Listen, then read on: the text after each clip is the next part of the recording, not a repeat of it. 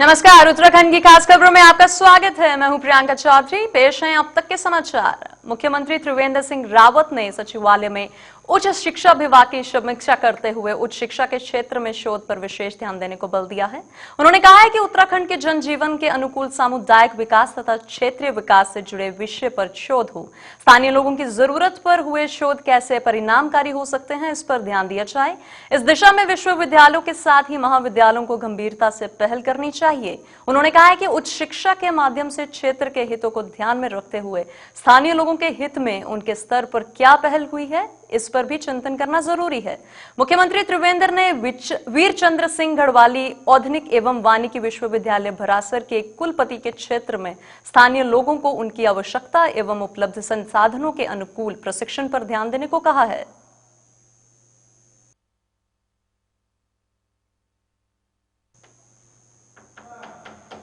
डोईवाला विधानसभा के शीला चौकी में बनी सूर्यधार झील का उद्घाटन 29 नवंबर को मुख्यमंत्री त्रिवेंद्र सिंह रावत करेंगे।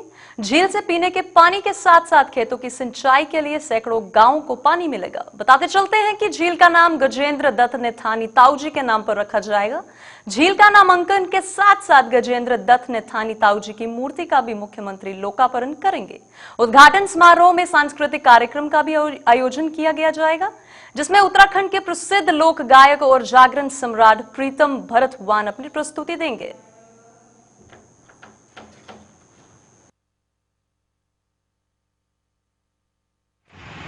देखिए, मैं बताना चाह रहा हूँ कि जो हमारे माननीय मुख्यमंत्री जी हैं, उनकी जो दूरगामी सोच थी, जो उन्हें लग रहा था कि आने वाले समय में क्षेत्र की जनता को पानी की दिक्कत होने वाली है, उसको देखते हुए उन्होंने अपने इस प्रोजेक्ट को ड्रीम प्रोजेक्ट के नाम से सूर्यधार झील का नाम दिया था।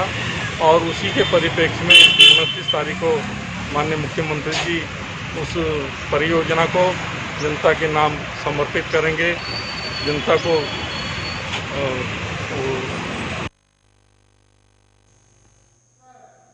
नैनीताल सरोवर नगरी में कुमाऊं आईजी अजय रौतेला ने कुमाऊं मंडल के सभी पुलिस अधिकारियों की वीडियो कॉन्फ्रेंसिंग के दौरान बैठक की। इस दौरान आईजी ने कुमाऊं के सभी अधिकारियों को आदेश दिए हैं कि वे किसी भी स्थिति में जनता के साथ दुर्व्यवहार न करें और दुर्व्यवहार करने वाले लोगों के खिलाफ सख्त कार्रवाई की जाए। इसके अलावा आईजी ने कोरोना संक्रमण को फैलने से रोकने के लिए लोगों से सोशल डिस्टेंसिंग का पालन करने और मास्क पहनने की भी अपील की है।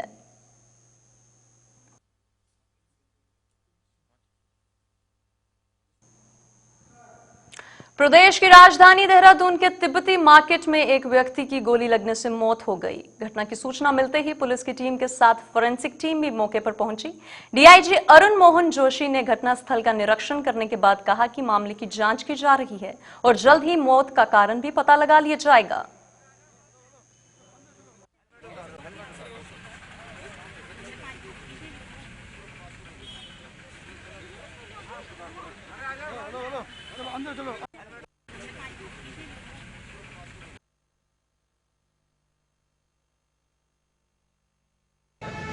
फॉरेंसिक एक्सपर्ट्स की ओपिनियन भी हम लोग लेंगे किस तरह से ये इंसिडेंट हुआ है और कुछ भी कहना जल्दबाजी होगा इसमें। और जैसे मैंने आपको बताया कि सभी एस्पेक्ट्स हम लोग एग्जामिन कर रहे हैं, एक डिटेल रिपोर्ट हमारे पास आ जाएंगी, तब डिटेल हम लोग बता पाएंगे क्या है। मर्डर भी हो सकता है, सुसाइड भी हो सकता है, सारे एस्पेक्ट्स हम लोग एग्जामिन कर रहे हैं। सर, क्या यहाँ पे सीसीटीवी कैमरे वगैरह की उनको भी देखभाल हो रही है? वो हम लोग एग्जामिन कर रहे हैं कि क्या क्या सीसीटीवी कैमरे हैं, उसमें क्या लीड मिल सकती है हमको, वो भी हम एग्जामिन कर रहे हैं। ठीक। 2 दिवसीय जिला भ्रमण में आए प्रभारी सचिव भूपाल सिंह मंडराल ने अधिकारियों के साथ बैठक की। बैठक में बीएस मंडराल ने जिला योजना, राज्य सेक्टर केंद्र व ब्राह्मण सहायता योजना के साथ साथ मुख्यमंत्री स्वरोजगार योजना के कार्यों की समीक्षा भी की। इस दौरान उन्होंने अधिकारियों को लंबित योजनाओं को धरातल पर उतारने और विभिन्न योजनाओं में शासन से मिली धनराशि को लक्ष्य के सापेक्ष 100% व्यय करने का निर्देश भी दिया है। हमारे में जो है प्रगति ठीक है, कुछ विभागों की थोड़ी स्लो है, तो अभी जानने की कोशिश की जा रही है कि भाई क्यों हो रहा है, क्या डिले के रीज़न क्या है। बाकी कोविड वाला जो है परिप्रेक्ष्य आप सभी लोग विज्ञ हैं, उसका तो प्रभाव पड़ा ही है। और बाकी यह अमूमन होता ही है, कुछ विभागों में काम तेज होता है, कुछ में स्लो होता है, कुछ के अपने रीज़न होते हैं, तो वो उसकी रिपोर्ट वगैरह बना रहे हैं। बस यही हमारा डिस्कस हुआ। बाकी हम स्थल निरीक्षण वगैरह हमें ज़्यादा करने हैं। क्योंकि समीक्षा रिपोर्ट तो हमको वैसे पेपर में मिल ही जाती है, आजकल डीसी के थ्रू भी हो जाता है। तो जनपद में भ्रमण का मेन रूप से ये भी रहता है कि हम मौके पर जाकर देख लें फील्ड में कहाँ काम हो रहा है, क्या दिक्कत है, वस्तुतः जो हम मौके पर आ रही हैं उनको भी समझने का मौका। डोईवाला की खता धर्मूचक स्थित सोग नदी में लगातार अवैध खनन को अंजाम दिया जा रहा है। हालांकि पुलिस व तहसील प्रशासन द्वारा लगातार अवैध खनन पर कार्रवाई के बावजूद भी खनन माफिया द्वारा अवैध खनन को अंजाम दिया जा रहा है। अभी तक सैकड़ों बेशकीमती पेड़ अवैध खनन की भेंट चढ़कर गहरी खाइयों में दफन हो चुके हैं। अवैध खनन से जहां पर्यावरण को नुकसान पहुंच रहा है, वहीं सरकार के राजस्व को भी लाखों का चूना लग रहा है। इस पूरे मामले को लेकर डोईवाला एसडीएम लक्ष्मी राज चौहान ने कहा है कि प्रशासन द्वारा अवैध खनन पर लगातार कार्रवाई की जा रही है। जो भी अवैध रूप से कोई भी खनन करता हुआ पाया गया तो उसके खिलाफ सख्त से सख्त कार्रवाई भी की जाएगी। हमारे क्षेत्र में जहाँ पे भी अवैध खनन की शिकायत आती है, वहाँ पर लगातार कार्रवाई की जा रही है और हमारे पुलिस के द्वारा भी और खनन विभाग के द्वारा प्लस तहसील प्रशासन के द्वारा लगातार औचक निरीक्षण भी किया जाता है। लगातार छापेमारी की कार्रवाई लगातार की जा रही है और जब भी अवैध खनन जो हमारे पकड़ में आता है उसके विरुद्ध जो भी नियमानुसार पेनल्टी और अर्थदंड है वो आरोपित किया जाता है और ये कार्रवाई हमारी लगातार जारी है और आगे भी लगातार जारी रहेगी। पुलिस क्षेत्राधिकारी दीपशिखा अग्रवाल ने गदरपुर थाने का निरीक्षण किया। क्षेत्राधिकारी ने बताया कि थाने का अर्धवार्षिक निरीक्षण किया गया है, जिसमें थाने के कामकाज से लेकर साफ सफाई का भी निरीक्षण किया गया। उन्होंने कहा कि पुलिस क्वार्टर में सीलन की शिकायत आ रही थी, इसके बाद में उच्च अधिकारियों को अवगत करवाया गया। वहीं मालखाने के साथ साथ हथियारों का भी निरीक्षण किया गया है। इसके अलावा पुलिस के अभिलेखों का भी निरीक्षण किया गया है।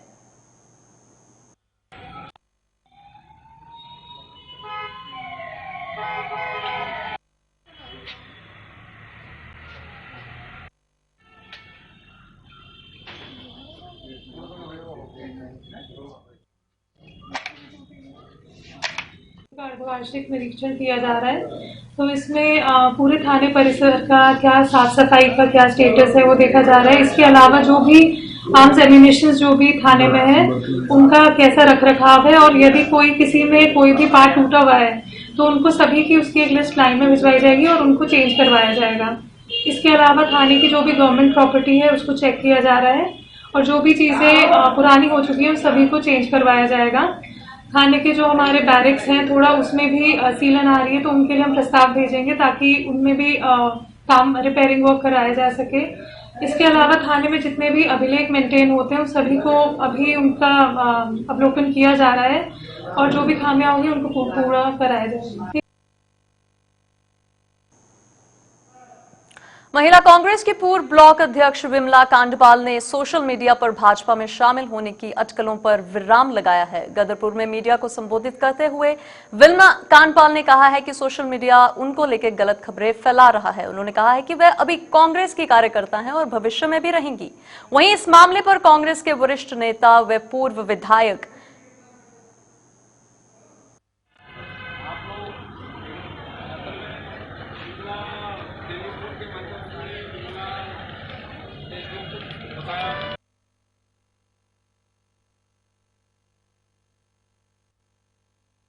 विमला कांग्रेस की बहुत ही कर्मठ और वफादार कार्यकर्ता है। सोशल मीडिया में जो समाचार फैला है या वायरल हो रहा है वो झूठ है और जिसने भी फैलाया मैं उन सबकी निंदा करता हूं। आज जब मुझे पता लगा तो मैंने विमला से बात की। विमला का भी मेरे पास टेलीफोन आया, वो उन्होंने ये कहा भाई साहब ये जो ऐसे लोग झूठ फैला रहे हैं इसके लिए मैं क्या करूं, मुझे क्या करना चाहिए। तो मैंने उनको कहा कि आप अपने साथियों के साथ एक जगह एकत्रित हो और वहाँ प्रेस वालों को बताओ, अपने लोगों को भी समझाओ, जो गलतफहमियाँ हैं वो दूर हो जाए।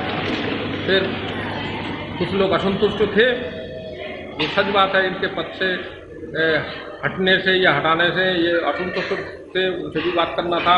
इसलिए इनसे पार्टी हित में मैंने यही उचित समझा कि लोग से बात करूं, तो इसलिए मैं यहाँ आया हूँ। आप देख रहे हैं कितनी बड़ी संख्या में हमारी माताएं बहनें यहाँ बैठी हैं, बच्चों को तक लेके आई हैं, तो इनसे बात करना बहुत ज़रूरी था, इनके भावना का कदर करना बहुत ज़रूरी था, इसलिए आया हूँ। कांग्रेस एक है कांग्रेस को एक रखने के लिए इसमें बिमला का भी प्रयास है, मेरा भी है और भाई टेकचंद का भी है और सभी कई बड़े बड़े नेताओं से भी मेरी बात हुई है बदरपुर विधानसभा के। तो सबने यही कहा कि कोई भाई ये देखो छोटी मोटी बात यदि कुछ हुई भी है तो उसको इतना बड़ा महत्व नहीं देना चाहिए, हम सबको मिलकर कांग्रेस के लिए काम करना चाहिए। मैं पहले भी कांग्रेसी थी और अब भी कांग्रेसी हूँ और हमेशा कांग्रेस का ही सपोर्ट करूँगी। और ब्लॉक अध्यक्ष से पूर्व थी मैं, लेकिन मैं फिर भी कांग्रेस की नेता ही हूँ। गलत अफवाह है और क्या कहते हैं, कहने वाले तो क्या क्या कहेंगे, जब व्हाट्सएप में निकाल देंगे तो बीजेपी वाले भी बोलेंगे, सपा वाले भी बोलेंगे। इसका मतलब ये थोड़ी ना कि हम उन चीज़ों में चले जाते हैं। हम तो पहले भी कांग्रेसी थे, अब भी कांग्रेसी हैं और सदैव रहेंगे। रुड़की नगर निगम की ब्रांड एम्बेसडर अंजुम गौड़ के ग्रीन पार्क कॉलोनी के घर में चोरों ने निशाना बना लिया है। घटना बीते सोमवार शाम की है, जब वह जिम गई थी, जिसका फायदा उठाते हुए चोरों ने ब्रांड एम्बेसडर के मकान का ताला तोड़कर करीब 2.5 लाख के जेवरात और 40,000 की नकदी पर हाथ साफ कर दिया। जब वह वापस अपने घर पहुंची तो घर का ताला टूटा देखा, उनके होश उड़ गए और घर का तमाम सामान बिखरा हुआ था। चोरों की शिकायत के आधार पर पुलिस ने मुकदमा दर्ज कर मामले की कार्रवाई शुरू कर दी है। एक मिनट रुको रही भाई, एक मिनट जरा एक फुटेज उठा लो। हाँ पीछे हो जाओ, एक मिनट को।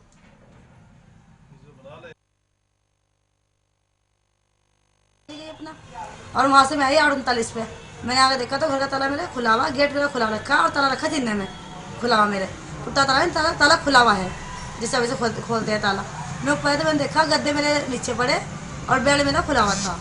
चलो घर अलमारी का गायब है, एक बूढ़ी अलमारी में से मेरी और 40,000 रुपये नगद रखे थे, वो भी गायब है। ज्वेलरी कितनी हो? 3 लाख रुपए की ज्वेलरी। 2.5 से 3 लाख रुपए जी। तो ये कैसे है चोर इसमें? सब पता नहीं, जिन्ने में कोई है सर, जिन्ना ताला लोग खुला हुआ है जिन्ने का। सारा काम जब आप आई तो आपने क्या देखा? सारा सामान बिखरा पड़ा था? सारा सामान से बिखरा हुआ था, अवेलेबल के बिखरा ही पड़ा सारा सामान। मैंने इसलिए हाथ भी लगाया सामान को अभी तक अपने। ग्रीन पार्क कॉलोनी में अंजुम गौड़ एक किराए के मकान में रहती हैं। वो कल शाम बता रही है कि करीब 7 बजे जिम गई थी और जब 9 बजे लौट के आई तो घर में चोरी हुई थी।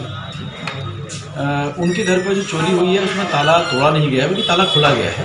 और उनका कहना है कि घर के अंदर लॉकर में रखी हुई करीब 40,000 की नकदी और जेवरात चोरी हुए हैं। अभी CCTV आदि खंगालते हुए अज्ञात चोरों की शिनाख्त के प्रयास किए जा रहे हैं और माल बरामदगी के भी प्रयास किए जा रहे हैं। मुकदमा लिखा जा रहा है सर अभी? हाँ, इनमें चोरी की धाराओं में अभी पंजीकृत किया जा रहा है। विकासनगर पुलिस ने निजी जमीन पर बिना अनुमति के काटे गए साल के पेड़ों के मामले में कार्रवाई करते हुए एक अभियुक्त को गिरफ्तार करके उनके पास 6 और लोगों पर मुकदमा दर्ज शुरू कर दिया है।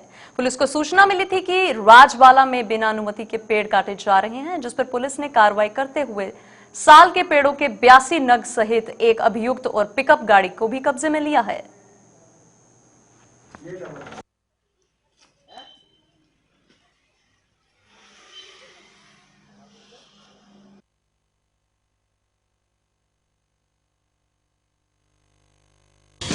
कल दिनांक 23/11/2020 को हमें सूचना प्राप्त हुई थी कि राजावाला में कुछ लोग द्वारा जो है प्रतिबंधित साल की लकड़ी को काटा जा रहा है। सूचना पे हम मौके पे पहुंचे, मौके पर देखा तो ये जो कल ही जो है 52 पेड़ साल के काटे हुए थे, जिनको काट के छोटे टुकड़ों में रखा हुआ था, जो कुल मिला के 82 पीस थे। मौके पर जाके हमने एक व्यक्ति को तथा पिकअप को हमने कब्जे में पुलिस लिया गया, एक व्यक्ति को गिरफ्तार किया गया। मौके पर जाके हमने वन विभाग को सूचित किया गया जहाँ से वन दरों को मौके पर आए। उनकी तरफ बताया गया कि प्रतिबंधित जो पेड़ कटे हैं इनकी कोई अनुमति प्राप्त नहीं है, जिसपे हमारे द्वारा उक्त व्यक्ति को गिरफ्तार किया गया। साथ ही भूमि स्वामी के खिलाफ तथा अन्य लोग जो इसमें सम्मिलित थे उनके खिलाफ मुकदमा पंजीकृत किया गया और विवेचना इस संबंध में की जा रही है।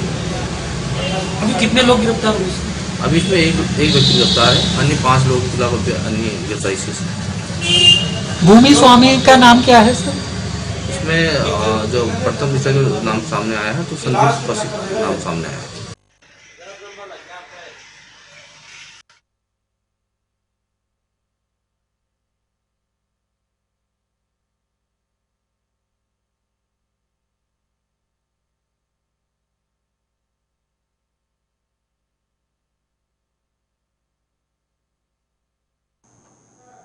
प्रदेश की राजधानी देहरादून में युवा कांग्रेस ने राज्य में बढ़ती बेरोजगारी सहित कई मुद्दों को लेकर राज्य सरकार का पुतला दहन करते हुए जमकर नारेबाजी की। इस दौरान युवा कांग्रेस जिलाध्यक्ष भूपेंद्र नेगी ने कहा है कि बढ़ती बेरोजगारी पर राज्य सरकार कोई ठोस कदम नहीं उठा रही है। उन्होंने आरोप लगाते हुए कहा है कि सरकार की ओर से बनाई गई योजनाओं को धरातल पर नहीं उतारा जाता, जिसको लेकर युवा कांग्रेस मांग करती है कि सरकार को इस पर ध्यान देना चाहिए। साथ ही बेरोजगारी को कम करने के लिए ठोस कदम उठाए जाने चाहिए। वहीं उन्होंने सरकार को चेताते हुए कहा है कि अगर ऐसा नहीं हुआ तो आगामी समय में युवा कांग्रेस सड़कों पर उतरकर इसका विरोध प्रदर्शन भी करेंगी।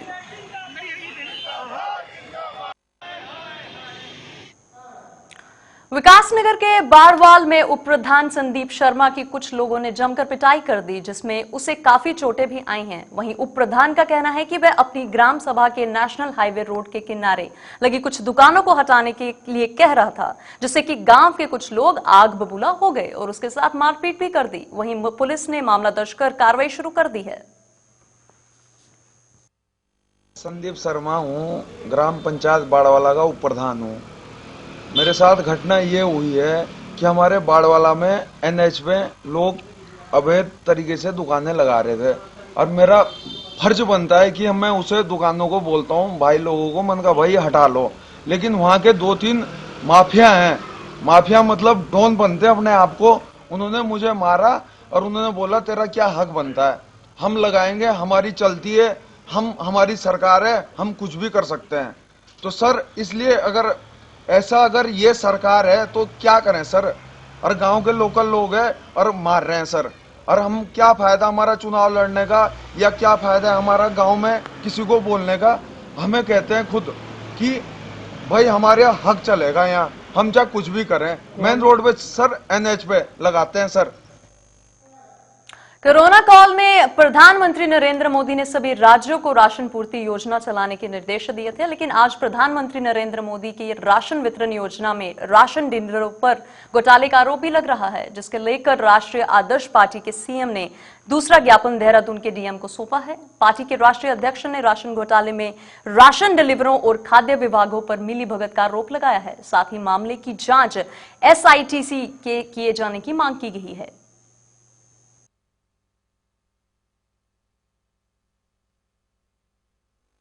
जो कोरोना काल शुरू हुआ है उसके दौरान जो सेंट्रल गवर्नमेंट ने योजना चलाई थी, उसके तहत जो आम आदमी को राशन मिलना था उसमें बड़े पैमाने पर घोटाला हुआ है। और हमारा सर इतना सा मानना है इस घोटाले की बारीकी से जांच की जाए। इसका जो घोटाला है ये 480 करोड़ रुपए का घोटाला सामने आ रहा है। ये राशन डीलरों और खाद्य विभाग के मिलीभगत से हुआ है और इसका हमने कई बार विरोध भी करा, लेकिन हमारी कहीं सुनवाई नहीं हो रही है।